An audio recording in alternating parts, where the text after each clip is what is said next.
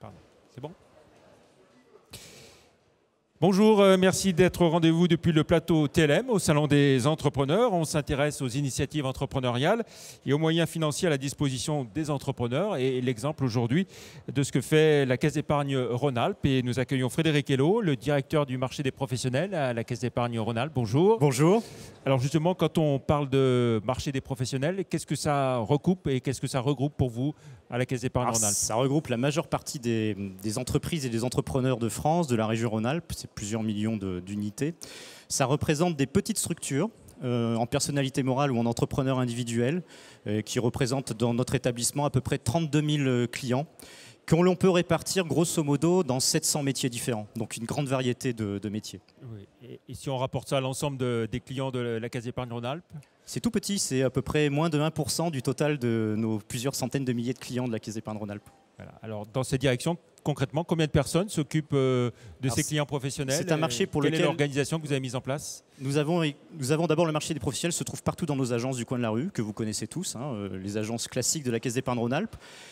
Néanmoins, nous avons deux catégories d'exploitants. Nous avons une centaine de commerciaux spécialisés dédiés sur l'ensemble de nos 5 départements.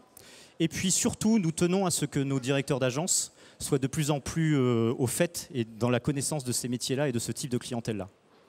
Alors, les besoins de ces clients professionnels sont très étendus. Est-ce que vous êtes en capacité de répondre à toutes les demandes, tous les besoins de ces clients professionnels? Alors sans surprise, je vais vous répondre que oui. Bien évidemment, nous avons un cycle de vie de toute entreprise, création, développement, transmission, accompagnement aussi dans des périodes un peu plus difficiles.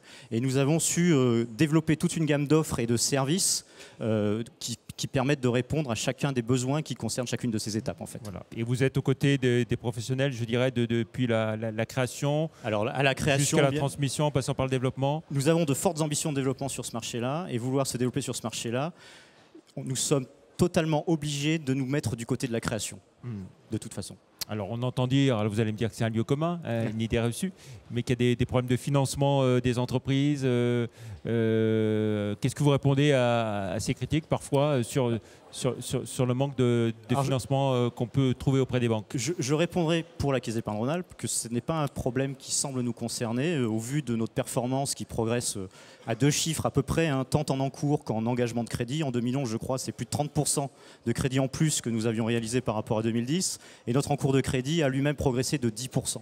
Donc je pense qu'on peut répondre que nous sommes toujours en croissance sur ce marché-là. Nous sommes dans un fort désir de développement stratégique sur ce marché-là qui est pour nous un relais en fait, de chiffre d'affaires additionnel. Oui. Alors vous dites que ce qui est important, c'est qu'il y a un vrai projet professionnel. Oui. Quels sont les gages de réussite? Alors, les gages de réussite, ils vont se fonder bien sûr sur un dossier solide, un dossier financier, un business plan. Mais cette condition-là, elle est nécessaire, mais elle n'est pas suffisante. Ce qui va compter pour nous beaucoup, c'est le facteur humain. Donc c'est le profil du créateur que nous avons en face de nous. Le profil va comprendre son expérience, son parcours, c'est évident, mais aussi sa motivation et sa capacité aussi à avoir fait accepter à son entourage le nouveau projet de vie dans lequel il se lance. Parce que la création d'entreprise, c'est un changement radical de vie qu'il faut savoir maîtriser et faire accepter à ses proches. Et ça veut dire que vous travaillez aussi avec d'autres acteurs, pas uniquement donc le client professionnel, mais aussi des conseillers, Statistiquement, une entreprise sur 2 au bout de 3 ans n'est plus là après sa création. Ce taux-là, vous le faites diminuer de moitié si vous faites appel à des réseaux d'accompagnement. Et notre principal souci lorsque nous recevons un créateur, c'est de nous assurer aussi qu'il a bien été accompagné, bien conseillé et qu'il maîtrise de bout en bout son projet. Pour ça, on va essayer de se lancer très en amont au sein de ces réseaux-là. Je vais vous donner un exemple. Nous apportons à peu près 700 000 € en fonds d'abonnement pour les prêts d'honneur des réseaux France Initiative, France Active et pour les réseaux Entreprendre. Alors on disait à une époque, mais ça commence à dater un peu maintenant, qu'en France on n'avait pas forcément dans nos gènes le gène de la création d'entreprise. On disait, bon, les jeunes, quand on leur demande, ils ont plutôt envie d'être fonctionnaires. On voit que ça a beaucoup changé ces dernières années. Est-ce que vous le confirmez Oui, depuis absolument. votre poste d'observation? qui ça se confirme en Rhône-Alpes, qui a toujours été traditionnellement une région très créatrice d'entreprises. Et on voit bien dans le profil de nos repreneurs que nous avons à la fois des salariés anciens qui ont quitté leur entreprise pour diverses raisons et qui se lancent dans l'aventure de la création, mais nous avons aussi de très jeunes créateurs. Certains dispositifs qui ont pu être critiqués pour d'autres raisons ont permis à beaucoup de se lancer dans cette aventure-là. Je pense au statut d'auto-entrepreneur qui a permis à certains de se tester à la création d'entreprise sans forcément en subir toutes les conséquences liées à un échec qui malheureusement arrive parfois sur ce type de projet. Qu'est-ce qui vous distingue des autres banques et puis qu'est-ce qui pourrait faire que voilà, on conseille la caisse d'épargne Rhône-Alpes à un professionnel? La caisse d'épargne Rhône-Alpes, ce qui va la distinguer des autres, c'est qu'elle est à la fois très régionale et très universelle. Très régionale, vous l'avez compris, hein, sur nos 5 départements, 300 agences, nous sommes partout. Nous sommes quasiment la première banque du secteur. Elle est universelle dans ce sens que nos clientèles, nous les prenons toutes. Sur le marché des professionnels, je vous parlais des 700 métiers, nous explorons ces 700 métiers-là.